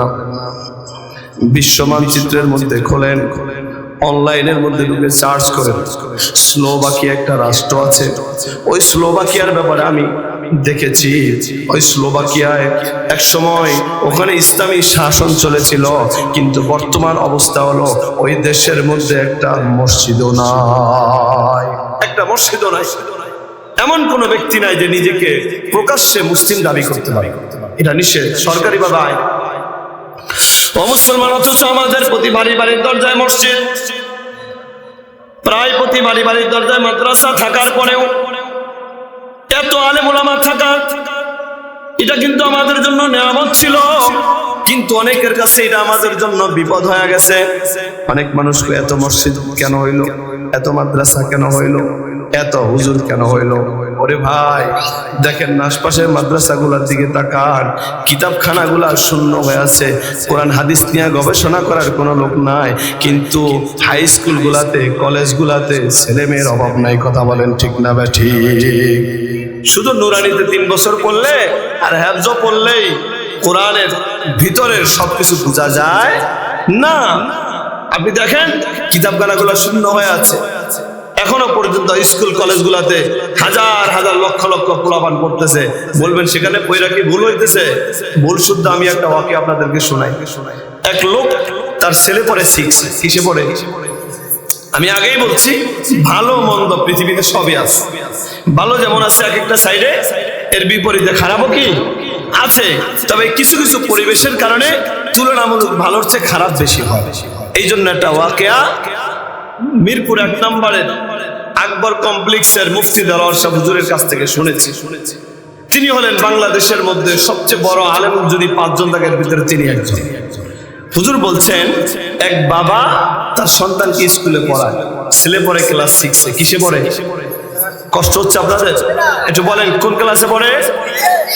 6-এর ছেলে একদিন বাবাকে বলে, বাবা আমার বিয়ে করাই দিন। আমি কি করব? আমি বিয়ে করব। কারণ বাবার তো মাথায় অবস্থা খারাপ, ছেলে পড়ে মাত্র 6-এ, সে বিয়ে করতে চায়, তার অবস্থা কোথায় চলে গেছে খেয়াল করেন। তো বাবা বলতেছে, বাবা ছেলেকে বলতেছে তুমি বিয়ে করবা, ভালো কথা, বিয়ে করবা, লেখাপড়া করো, মানুষ সব তোমাকে দেখে শুনে আমরা ভালো দেখে বিয়ে করাই দিব। ছেলে কয়, দেখা লাগবে না বাবা, কষ্ট করে, আমার দেখা আছে অলরেডি, আমার অলরেডি কি আছে? দেখা আছে। আর আমি যারে পছন্দ করছি ওই মেয়ের জন্য আরো 5-7 জন সিরিয়াল দেওয়া রয়েছে, তাড়াতাড়ি বিয়ে করাই দেওয়া, না হয় কেউ নিয়ে যেতে পারে। কি বলেন? এক মেয়ের পিছনে 10 জন ঘুরে, নাই নাকি? কি বলেন? নাই আমাদের সমাজে একজনের পিছনে 10 জন লাইন লাগায়, নাই? এবার বাবা বসছে বড় বিপদে, কি করবে? ধাই না পায়া এই ছেলেরা যতভাবেই বুঝায় কোনো কাজ হবে না। এই ভূত মাথা থেকে নামানোর জন্য ডাক্তারের কাছে কোনো ওষুধ নাই, কোনো মেডিসিনও নাই, এমন কোনো ঔষধ পৃথিবীতে আবিষ্কার হয় নাই। এই ভূত তার মাথা থেকে নামাবে। তবে তার মাথায় আসছে, আমি তাড়াতাড়ি ইমাম সাহেবের কাছে চলে যাই। মসজিদের ইমাম সাহেবের কাছে চলে গেছে, হুজুর আমি বড় বিপদে পড়ে আপনার কাছে আসছি। কি ব্যাপার, কি বিপদ? আমার ছেলে মাত্র 6-এ পড়ে, ছেলে এখন বিয়ে করতে চায়, তার নাকি আবার পছন্দ আছে। হুজুর আমার ছেলেটার একটু বুঝান, আল্লাহর দোহাই দেয়। তার চতুর্দিকে সব অন্ধকার হয়ে গেছে। ও মুসলমান, চতুর্দিকে সব অন্ধকার হয়ে যাওয়ার কারণে আলোর পথ হিসেবে কোরআন মাথায় আসছে। হয়তো কোরআন এবং হাদিস থেকে যদি আল্লাহর ভয় লাগায়, হয়তো আমার সন্তানটা ভালো হয়েও যাইতে পারে। এই জন্য হুজুরের কাছে চলে গেছে। অনেক সময় এমন হয়, বাংলাদেশের বড় বড় ডাক্তারের ওষুধ খাই কোনো কাজ হয় না, কিন্তু নিজের মসজিদের ইমাম সাহেবের পানি পড়া খায়া ভালো হয়ে যায়। কি বলেন? হয় কি হয় না? হয় কি হয় না? হয়। আমি এখানে একটু বলতে চাই আপনাদেরকে, আমাদের একটা বদ অভ্যাস হলো, এখানের অবস্থা কি আমি জানি না, বিভিন্ন জায়গায় এরকম দেখি, আমাদের বাড়িতে ছেলের বিয়ে হয় মসজিদের ইমাম সাহেব জানে না, মেয়ের বিয়ে হয় মসজিদের ইমাম সাহেব জানে না, কিন্তু ছেলের পেটে ব্যথা করলে, মেয়ের পেটে ব্যথা করলে পানি পড়ার জন্য যাইতে ভুল করে না। কথা বলেন ঠিক না? ঠিক। রাত আর দিন নাই, আমরা সাক্ষী। এমনও হয় রাত্রে 1টা বাজে গেছে, 2টা বাজে গেছে, হুজুর হুজুর তাড়াতাড়ি একটু উঠেন, কি হয়েছে? আপনার ভাবির পেটে ব্যথা শুরু হয়েছে, কেমন কেমন জানি করে, একটু তাড়াতাড়ি আসেন, একটু পানি পড়া দেন, একটু ঝাড় ফুঁক দেন। অথচ এই ছেলে বিয়ে করছে, হুজুরে জানেই না। কি বলেন? আছে না নাই? হয় কি হয় না? নিজের ঘরে এত বড় বড় অনুষ্ঠান হয়, তখন হুজুর জানে না, কিন্তু পানি পড়ার সময় ঠিকই অনেকে আসে। আল্লাহ হেফাজত করে না, আমিন। আমার ভাইয়েরা, আলেম ওলামারা শুধু পানি পড়ার জন্য না, আলেম ওলামারা হলো আমাদের জন্য রাহবার। আলেমরা আছে তো এখন আমরা আল্লাহর পরিচয় আমাদের বুকের মধ্যে ধারণ করতে পারতেছি। এই আলেমরা যতদিন বেঁচে থাকবে এই পৃথিবীতে, এই দেশের মধ্যে ইসলাম প্রতিষ্ঠার জন্য তারা চেষ্টা করবে, কাজ করবে। দেখেন না, দাওয়াতে তাবলীগে যারা যায়, মাথায় হাত দিয়ে, ভাই নামাজটা একটু পড়েন না, একটু মসজিদে আসেন না, একটু বয়ানে বসেন না, দেখেন না আল্লাহর মেহমানরা কি বলে। এইভাবে তাদের মাথায় হাত দিয়া, পায়ে হাত দিয়া, বুঝায়া শোনায়া তাদেরকে দিনের পথে আনার চেষ্টা করে। কথা বলেন ঠিক না বেঠি? এই আলেম ওলামারা যতদিন বেঁচে থাকবে এইভাবে উম্মতের রাহবারি করে যাবে। এই মানুষগুলা খায়া না খায়া, নিজের খায়া, নিজের ঘরেরটা নিজে খায়া, আপনার মাথায় হাত বুলাইতে থাকবে, আপনাকে নামাজের দিকে ডাকতে থাকবে, আপনার হিতাকাঙ্ক্ষী হয়া, আপনার বন্ধু হয়া আপনার ভালো চাবে, আপনাকে জান্নাতের দিকে ডাকতে থাকবে। এই মানুষগুলাকে অবহেলা করিয়েন না, এই মানুষগুলাকে কলিজার মধ্যে জায়গা দিতে হবে। আল্লাহ রাব্বুল আলামিন সূরাতুল ফাতিরের মধ্যে বলছেন, ইন্নামা ইয়াখশাল্লাহা মিন ইবাদিহিল উলামা। আল্লাহ বলে তাম পৃথিবীর মধ্যে যত মানুষ আছে এর মধ্যে আমি আল্লাহর সবচেয়ে পছন্দের হলো যারা হক্কানি রব্বানি আলেম আছে তারা। সুবহানাল্লাহ।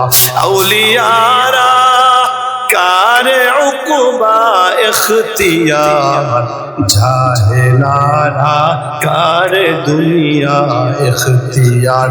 এক জমানা সোহবতে বা আউলিয়া, বেহতর সদ সালে তাআত বেরিয়া।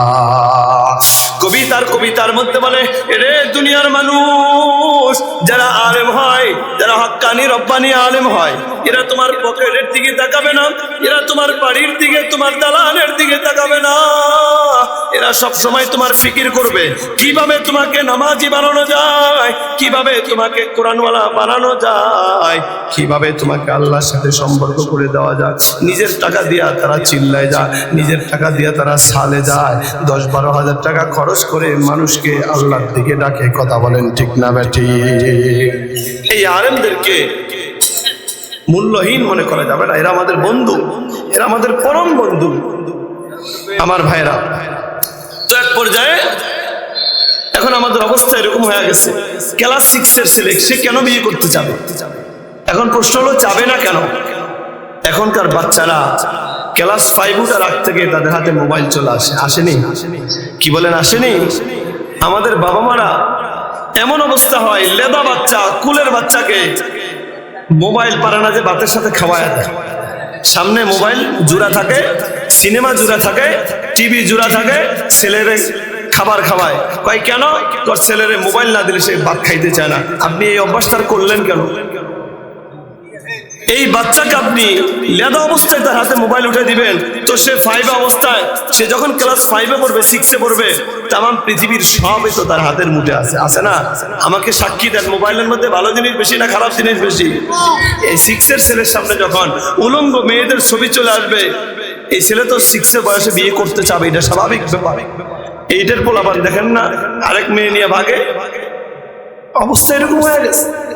আমাদের বাপ মারা কেমন সচেতন হয় নাই, অসচেতনার কারণে আমাদের সন্তানগুলো এইভাবে ঝরে যাচ্ছে। এর আগামী দিনের ভবিষ্যৎ, এরা যদি মানুষের মতো মানুষ হয়, এরা এই দেশের জন্য কাজ করবে, এই সমাজের জন্য কাজ করবে। কথা বলে ঠিক না? ঠিক।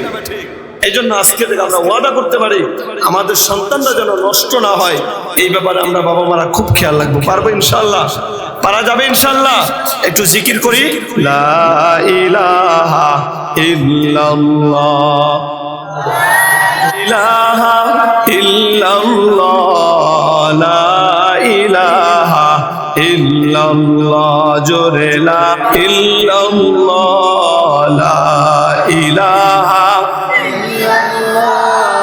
লা ইলাহা ইল্লাল্লাহ, লা ইলাহা ইল্লাল্লাহ, লা ইলাহা ইল্লাল্লাহ, লা ইলাহা ইল্লাল্লাহ, লা ইলাহা ইল্লাল্লাহ, জোরে লা ইলাহা ইল্লাল্লাহ, লা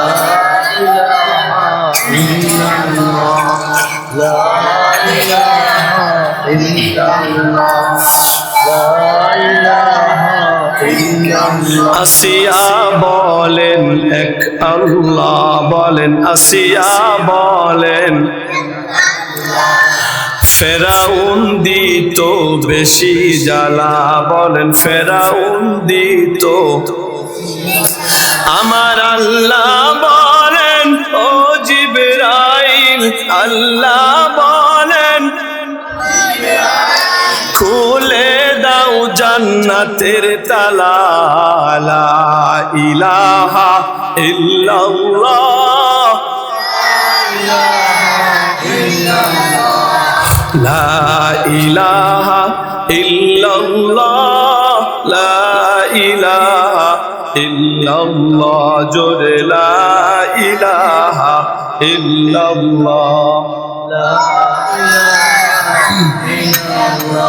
লা ইলাহা ইল্লাল্লাহ, মুহাম্মাদুর রাসূলুল্লাহ সাল্লাল্লাহু আলাইহি ওয়াসাল্লাম।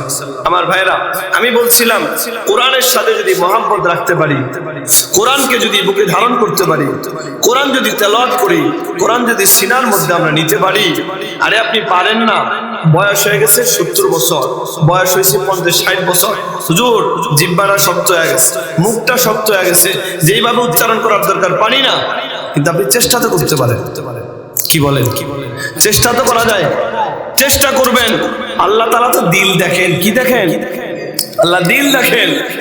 আপনার আমার দিল যত স্বচ্ছ হবে, আল্লাহ তাআলা আমাদের আমল তত বেশি কবুল করবেন। কথা ঠিক না? আমার ভাইয়েরা, মুরব্বী বাবাজি, ও পর্দার আম্মা জান, বলছিলাম ভারতের ওই অঞ্চলের কথা, যে অঞ্চলের মধ্যে কোনো আলেম নাই, একটা মুসলমান মারা গেছে, জানাজা দেওয়ার মতো কোনো লোক নাই। ও মুসলমান, আমাদের বাড়ির দরজায় মসজিদ আছে, মাদ্রাসা আছে, এলাকার মধ্যে এত মাদ্রাসা কেন আছে, মসজিদ কেন, এটি নিয়ে আপনারা নেগেটিভলি নিয়েন না। এই আলেমগুলা যদি দুনিয়ায় না থাকে, এমন একটা অবস্থা হবে যেদিন জানাজা দেওয়ার মতো কোনো লোক পাবেন না। আলেম উলামা বেশি হইতেছে, খুশি হন। আলেম উলামা বেশি হইতেছে, খুশি হন। অনেকে বলবেন হুজুর আলেম উলামা বেশি হইবে, খুশি হব, সেটা তো ঠিক আছে, কিন্তু বিভিন্ন মাদ্রাসাওয়ালারা যে চান্দা উড়ায়, এটা তো ভালো লাগে না। কথা বলেন ঠিক না ভাই? ঠিক উড়াবে না কেন আমাকে বলেন তো দেখি। আমাদের ট্যাক্সের ঘাম জড়ানো টাকাগুলা দিয়া তাম বাংলাদেশের স্কুল কলেজগুলা চলে, সরকারি মাদ্রাসাগুলা চলে, কেন কওমি মাদ্রাসায় কেন সরকারি কোনো অনুদান নাই? কওমি মাদ্রাসার হুজুরা কি দেশের মানুষরা কি বলেন? আরে এই দেশের মধ্যে কওমি আলিয়া দুইটার সাথে পার্থক্য মিলায় দেখেন। আপনাদের আশপাশে কওমি মাদ্রাসা আছে, এই যে আপনাদের এই মাদ্রাসা কওমি মাদ্রাসা, আপনাদের আশপাশে আলিয়া মাদ্রাসাও তো আছে। দুটো মাদ্রাসার আলেমদের সাথে মিলায় দেখেন না, কারে দেখলে ভালো মনে হয়, কারে দেখলে কেমন মনে হয়। কোন লোকটা সুন্নতের অনুযায়ী চলে, কোন লোকটা সুন্নত অনুযায়ী চলে না, কোন লোকটা আল্লাহওয়ালা, কোন লোকটা শয়তানওয়ালা, তাদেরকে দেখলেই তো আপনি পেয়ে যান। আপনার এলাকায় কওমি মাদ্রাসা আছে, আলিয়া মাদ্রাসা আছে, মিলায় দেখেন, কারো বিরুদ্ধে বলার প্রয়োজন নেই। আপনি তাকায় দেখেন না কার আমলটা কেমন, কার মধ্যে সুন্নতের আমল আছে, কার মধ্যে সুন্নতের আমল নাই। আপনি আপনার এলাকার এই মাদ্রাসাগুলোর দিকে তাকাইলেই তো পারেন। অথচ এই 24শে গণঅভ্যুত্থানে, 1971-এ, 1947-এ বাংলাদেশের প্রত্যেকটা যুদ্ধের ক্ষেত্রে বাংলাদেশ পাওয়ার পিছনে কওমি মাদ্রাসার আলেমদের অনেক অনেক অনেক অবদান আছে। তাদের রক্তের বিনিময়ে এদেশ স্বাধীন হয়েছে, কিন্তু এই দেশের সব অন্যরা নিয়ে যায়, এই কওমি মাদ্রাসাগুলার প্রতি কোনো খবর নাই। কথা বলেন ঠিক না বেঠি? কোনো খবর নাই। অথচ আমাদের ট্যাক্সের টাকা দেওয়া পর্যন্ত স্কুল কলেজ সরকারি মাদ্রাসাগুলা চলে, ওরাই চলে আমাদের টাকায়। আবার আমাদেরকে বলে আমরা নাকি চান্দা খাই, আমরা নাকি জাকাত খাই।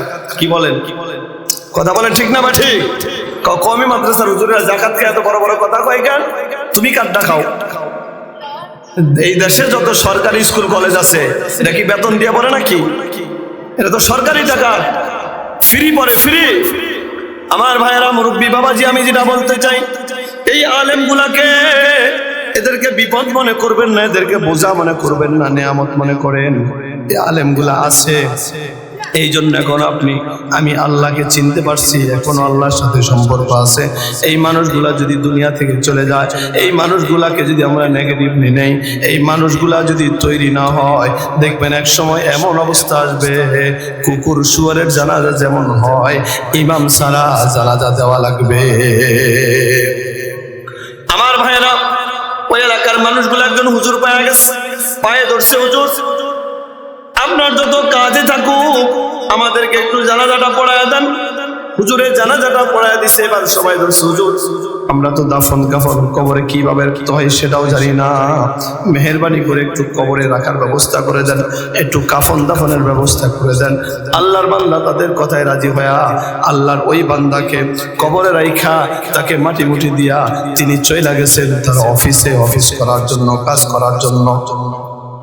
কিন্তু আল্লাহ তাআলার কি লীলা খেলা, আল্লাহর বান্দা জানাজা দাফন কাফন সব সাইরা যখন কাজ করার জন্য অফিসে গেছে, যায় তিনি কাজ শুরু করছে, পকেটের মধ্যে হাত দিয়া দেখে তার প্রয়োজনীয় কিছু কাগজপত্র পকেটের মধ্যে ছিল, সেগুলা নাই। এবার খোঁজাখুঁজি শুরু হয়ে গেছে, কোথায় বুক পকেটে কাগজগুলা ছিল, কোথাও পাচ্ছে না, না কোথাও পাচ্ছে না। হঠাৎ করে তার মনে আসছে এই বুক পকেটের কাগজগুলা আমি যখন লাশটাকে কবরের মধ্যে রাখতে গিয়া যখন আমি উপর হইছি, আমার মাথাটা যখন নিচের দিকে দিছি, তখন আমার বুক পকেট থেকে কাগজগুলা পইরা গেছে। এবার আল্লাহর বান্দা কি করবে? এই কাগজ যদি আমি দিতে না পারি চাকরি নাই, এই কাগজ যদি আমি হাজির করতে না পারি তাহলে আমার চাকরি নট করে দিবে, আর আমার চাকরি নট হওয়া মানে হলো আমার ফ্যামিলির সবাই না খায়া মরতে হবে, দ্বিতীয় কোনো অপশন আমার নাই। চইলা গেছে সে এলাকায়, এই তো কিছুক্ষণ পূর্বে তাকে দাফন করা হয়েছে। এলাকার মানুষকে বলল ভাই আমি তো বড় বিপদে পড়ে গেছি, আমার কাগজগুলা এই কবরের মধ্যে পড়ে গেছে, সবাই একটু আমাকে সহযোগিতা করে একটু কবরটা খননের ব্যবস্থা করে দেন, যেহেতু কিছুক্ষণ আগেই তারে আমরা মাটি দিছি, এখনো কিচ্ছু হয় নাই, আমি আমার কাগজগুলা নিয়ে আবার আমরা সুন্দর করে মাটি দিয়া দিতে পারবো। এলাকার মানুষগুলা রাজি হয়ে গেছে। এই লোকটা জানাজা পড়াইছে, দাফন কাফন করছে, এত উপকার করছে, আমরা যদি এতটুকু তার জন্য না করি, কোরআনের মধ্যে আসছে হাল জাযাউল ইহসানি ইল্লাল ইহসান, কেউ যদি আপনাকে ইহসান করে আপনিও তাকে ইহসান করেন, কেউ যদি আপনার উপকার করে আপনিও তার উপকার করেন।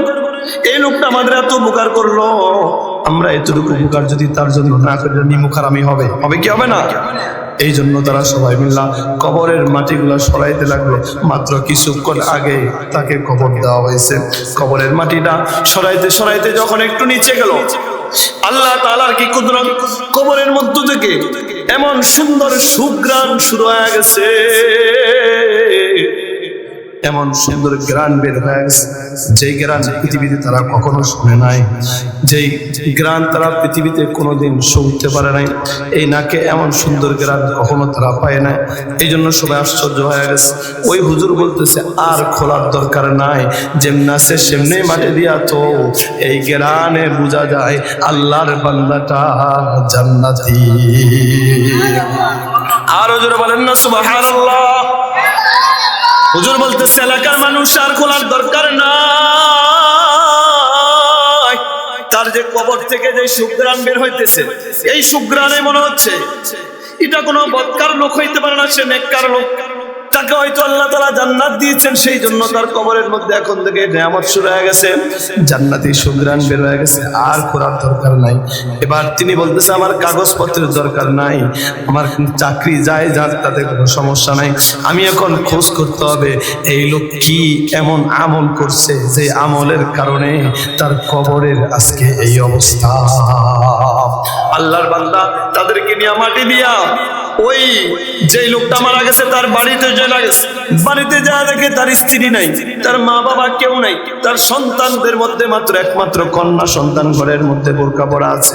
তাই বললো মা আসছিলাম তো তোমার কাছে জানতে চাই তোমার বাবার এমন কি উত্তম আমল তোমার বাবা করতো, যে আমলের বিনিময় কিছুক্ষণ আগে কবর দেওয়া লোকটার কবর থেকে জান্নাতি সুঘ্রাণ বের হইতেছে।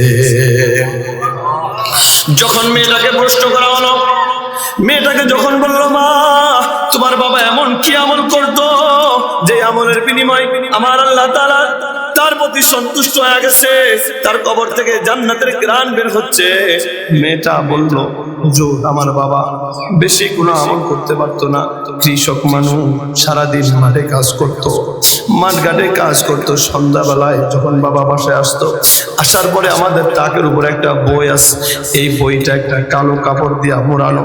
এই বইটা তিনি খুলতেন, খুইলা চোখের পানি ছেড়ে ছেড়ে ওইটা লাইনের উপরে হাত বুলাইতেন আর বলতেন, হাদা কালাম রব্বি, ইয়ে মেরা মাওলা কা কালাম হ্যায়, ইয়ে মেরা মাওলা কা কালাম হ্যায়। এইভাবে তিনি লাইনের উপরে হাত ঘুরাইতেন আর বলতেন, এটা আমার রবের কালাম, এটা আমার রবের কালাম। এইভাবে তিনি কান্না করতেন। ও মুরব্বী বাবাজি, তুমি আর আমি আজকে কবরের জন্য তৈরি হইতে পারি নাই, তুমি আর আমি কবরের জন্য তৈরি হইতে পারি নাই, অথচ মসজিদের খাট আমার তোমার জন্য রেডি, বাঁশবাগানের বাঁশ আমাদের জন্য রেডি হয়ে আছে, কোন দোকানে জানি কাফনের কাফন রেডি হয়ে আছে, ওই কবরস্থানের মাটিগুলো আমাদের জন্য রেডি হয়ে আছে, কিন্তু সবকিছু রেডি, আমি আর আপনি রেডি হইতে পারি না। কথা বলেন ঠিক না বেঠি? শেষ বিদায়ের ডাকটি জানি কখন এসে যায়,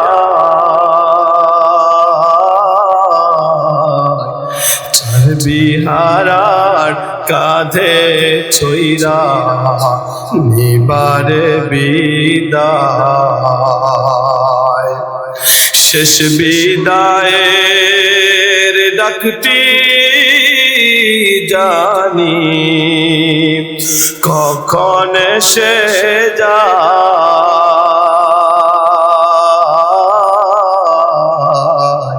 চার বিহারার কাঁধে ছইরা নিবারে বিদায়।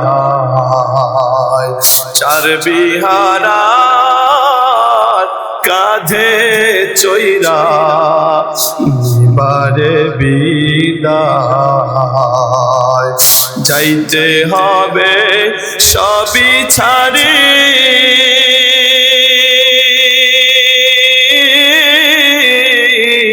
কবর যে তোর আসল বাড়ি,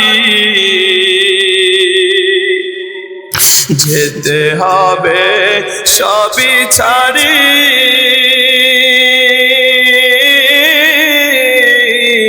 কবর যে তোর আসল বাড়ি। কয়দিন করবা বাহাদুরি, কয়দিন করবা জমিদারি, এই যে দুনিয়া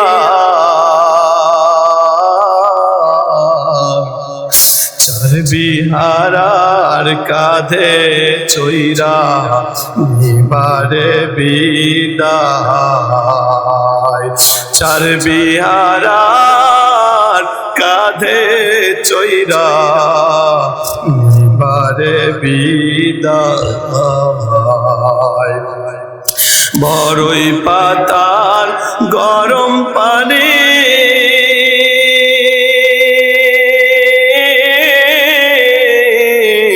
কোরআন হাদিস কতটুকু মানি, কতটুকু জমা করলি কবরের সদাই। চার বিহারার কাঁধে ছইরা নিবারে বিদায়। চার বিহারার কাঁধে চইরা নিবারে বিদায়। কথা বলেন ঠিক না বেঠি? ও পর্দার আম্মা জান, আজকে কে জানে এই জন্য কোন সময় মালাকুল মউত হযরত আজরাইল আলাইহিস সালাম আমার আপনার পুরো পৃথিবীর প্রাণীগুলার জান কবজ করার কাজে তিনি নিয়োজিত আছেন। জানি না কোন সময় আমার আপনার ঘরের দরজায় নক করে, জানি না কোন সময় আমার আপনার রূহটাকে নিয়ে নেয়, কোন সময় আমি আপনি এত সুদাম দেহের অধিকারী মানুষটা কোন সময় না জানি মসজিদের খাটিয়ার উপরে লাশ হয়ে যায়।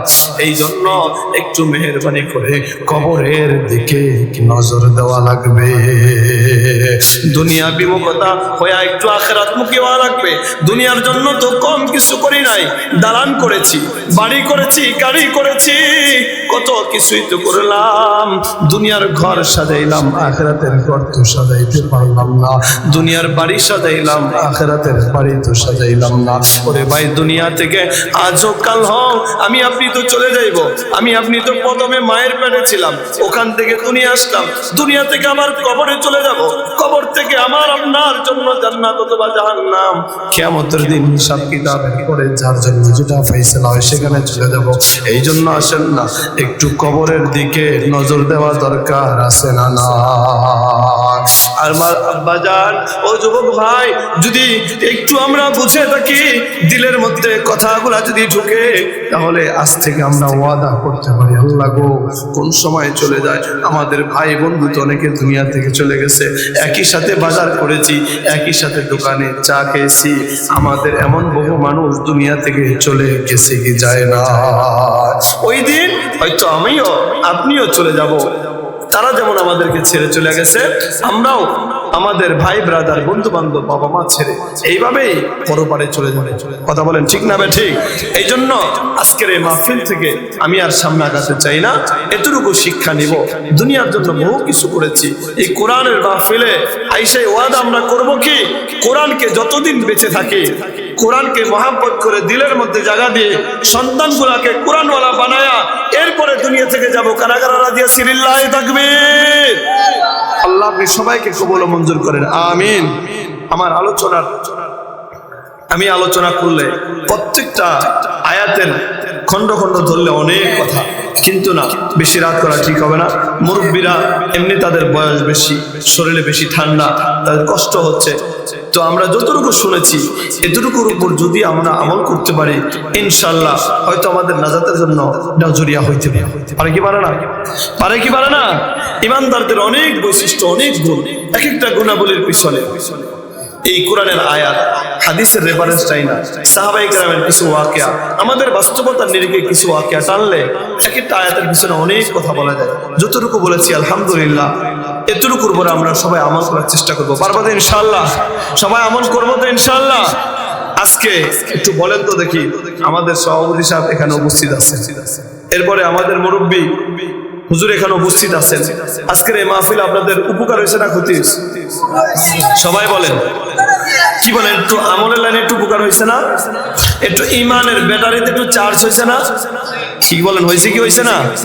তাহলে আগামীকালকে আমাদের মাহফিলের শেষ দিন, ইনশাআল্লাহ ঢাকা থেকে অনেক বড় একজন ব্যক্তি আসবেন, হযরত মাওলানা মুফতি নূর হোসেন আজিজি সাহেব দামাত বরাকাতুহুল আলিয়া। যদি আপনারা বুঝে থাকেন অথবা এই কথা স্বীকার করেন যে মাহফিল আইসা আমাদের উপকার হয়েছে, এই উপকার কিভাবে এলাকার অন্যান্য ভাইরা পাইতে পারে, এটা কি একটু ফিকিরের দরকার আছে না আমাদের? এই জন্য সবাই নিজে তো উপকৃত হয়েছি, আরেক ভাই কেন উপকার থেকে বঞ্চিত থাকবে? বুঝায়া শোনায়া তারে চা খাওয়ায়া যেমনে হোক আমরা 2-4 জন করে মানুষ নিয়ে আসবো। যারা আসবে এরা যদি এই কোরআনের কথা শুনি না তাদের উপকার হয়, এর সওয়াব কি আপনি পাবেন না নাকি? কি বলেন, পাবো তো ইনশাআল্লাহ? আল্লাহ যা কিছু আলোচনা করেছি আমাকে এবং যারা শুনেছে সবাইকে আমল করার তৌফিক দান করেন, আমিন। وآخر دعوانا أن الحمد لله رب العالمين. الحمد لله رب العالمين، والصلاة والسلام على سيد الأنبياء والمرسلين وعلى آله وأصحابه أجمعين. يا أول الأولين يا آخر الآخرين يا ذا القوة المتين يا راحم المساكين يا مجيب السائلين. لا إله إلا الله الحليم الكريم. سبحان الله رب العرش العظيم. الحمد لله رب العالمين. أسألك موجبات رحمتك وعزائم مغفرتك والغنيمة من كل بر والعصمة من كل ذنب والسلامة من كل إثم. لا تدع لي ذنبا إلا غفرته ولا هما إلا فرجته ولا دينا إلا قضيته ولا حاجة هي لك أيضا إلا قضيتها يا أرحم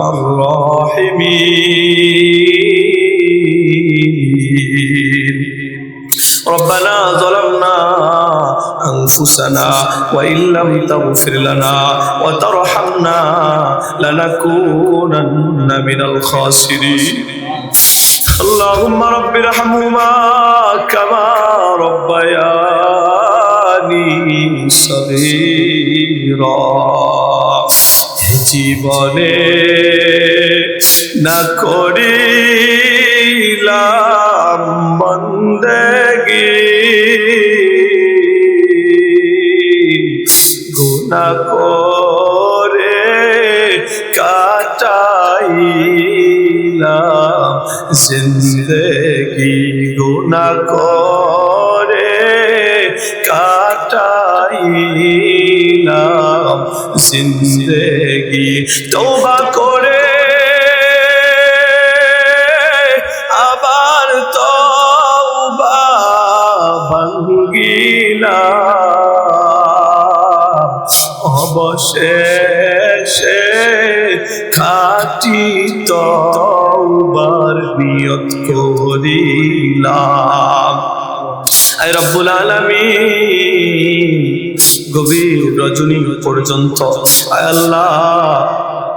আল্লাহ হক্কানি রব্বানি আলেম উলামারা আয় আল্লাহ আমাদের সভাপতি সাহেব সহ আয় আল্লাহ সামনে উপস্থিত আয় আল্লাহ আপনার প্রিয় বান্দা মাহবুব বান্দারা পর্দার আড়ালে অবস্থানরত মা বোনেরা আয় আল্লাহ দীর্ঘ সময় আপনার কোরআন থেকে কিছু মুজাকারা করেছি গো আল্লাহ মেহেরবানি করে ভুল ত্রুটি ক্ষমা করে কথাগুলোর উপরে আমাদের সবাইকে আমল করার তৌফিক দান করেন আল্লাহ আয় রব্বুল আলামিন দুনিয়া এক দরজা থেকে ফিরে দিলে আরেক দরজায় যাওয়ার সুযোগ হয় মা যদি ঘর থেকে বের করে দেয় বাবা কোলে তুলে নেয় এক ঘর থেকে বিদায় করে দিলে আরেক ঘরের দরজা আমাদের জন্য খোলা হয় ওগো আল্লাহ কিন্তু আপনি যদি আমাদেরকে আপনার রহমতের দরজা থেকে বের করে দেন পৃথিবীর কোনো দরজা নাই যেটা আমাদের জন্য খুলতে পারে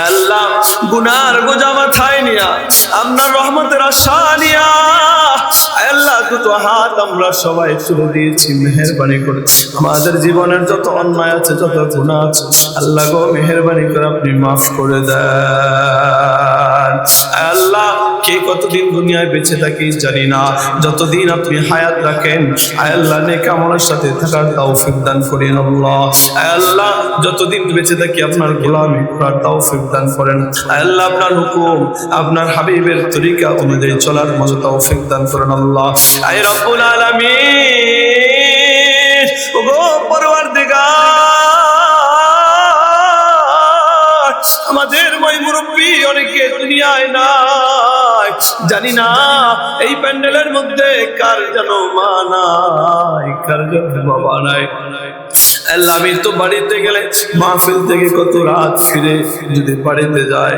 মাকে মা বলে ডাক দিলে মা দরজা খুলে দেয় বাবাকে বাবা বলে ডাক দিলে দরজা খুলে দেয় আয় আল্লাহ কিন্তু এখানে উপস্থিত এমন অনেকে আছে আল্লাহ যার মা পৃথিবীতে নাই দরজা একবার কেন 1,00,000 যদি ডাক দেয় মা দরজা খুলে দেবে না দরজা 1,00,000 ডাক দিলেও বাবা তার জন্য দরজা খুলে দিবে না আল্লাহ যার মা নাই যার বাবা নাই আল্লাহ ওই মা বাবাকে আপনি মাফ করে দেন আল্লাহ তাদের কবরগুলোকে জান্নাতের বাগান বানায়া দেন আল্লাহ তাআলা আমাদের আত্মীয় স্বজন দাদা দাদি নানা নানি আল্লাহ শ্বশুর শাশুড়ি আল্লাহ ভাই ব্রাদার বন্ধু বান্ধব যারা যেখানে আল্লাহ দুনিয়া থেকে চলে গেছে সবাইকে মাফ করে দেন বিশেষ করে আল্লাহ এলাকার প্রত্যেকে সবাইকে মাফ করে দেন এলাকার মধ্যে যত মুসলমান নরনারীর কবর আছে সবাইকে মাফ করে দেন আল্লাহ গো মসজিদের চতুর্পাশে আল্লাহ কবরস্থানে যত মুরব্বিরা শাহিদ গো মাবুদ সবাইকে আপনি নিজ গুণে ক্ষমা করে দেন আল্লাহ। এই মাহফিলের উসিলা করে তাদেরকে মাফ করে দেন আল্লাহ। সবাইকে মাফ করে জান্নাতবাসী করে দেন। আমাদের মধ্যে অনেক অসুস্থ আপনি সুস্থ করে দেন আল্লাহ। সাবেক প্রধানমন্ত্রী বেগম খালেদা জিয়া দুনিয়া থেকে চলে গেছে, তাকেও মাফ করে দেন আল্লাহ। আমাদের এক ভাই আল্লাহ ইনসাফের পক্ষে কথা বলতে গিয়া জালেমের বুলেটে আল্লাহ সে দুনিয়া থেকে বিদায় হয়ে গেছে।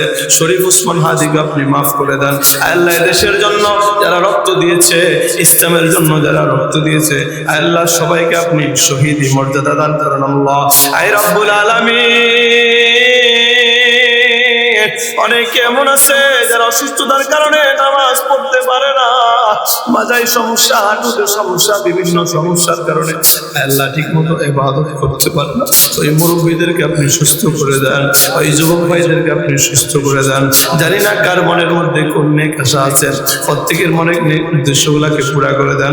পর্দার আর আম্মা জানেরা আল্লাহ যারা হাত তুলেছে আল্লাহ, মাদের মন বেশি নরম, মারা কান্না করতে বেশি সময় লাগে না, তাদের চোখ থেকে পানি পড়তে বেশি সময় লাগে না।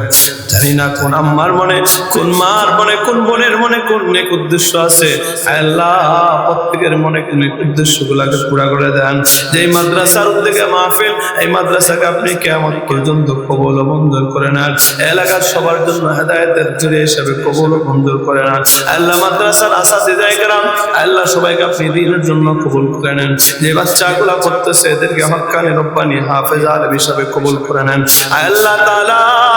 এই মাহফিলকে আল্লাহ যে যেভাবে সহযোগিতা করেছে, অর্থ দেয়া হোক, শ্রম দেয়া হোক, বুদ্ধি মেধা পরামর্শ যে যেভাবে করেছে আল্লাহ, সবার এই শ্রমগুলাকে আপনি নাজাতের জরিয়া হিসাবে কবুল ও মঞ্জুর করে নেন।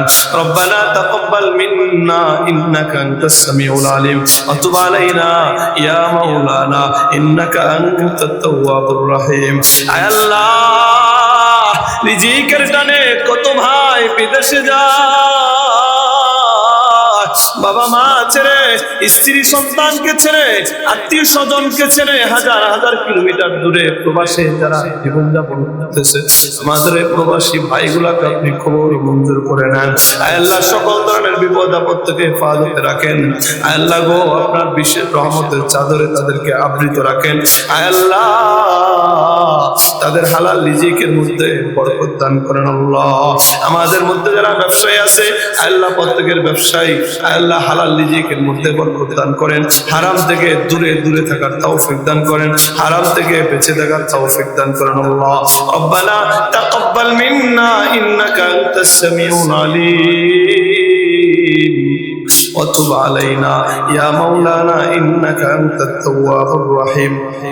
اللهم ربنا ارحمهما كما ربياني صغيرا سبحان ربك رب العزة عما يصفون وسلام على المرسلين آمين آمين آمين والحمد لله رب العالمين.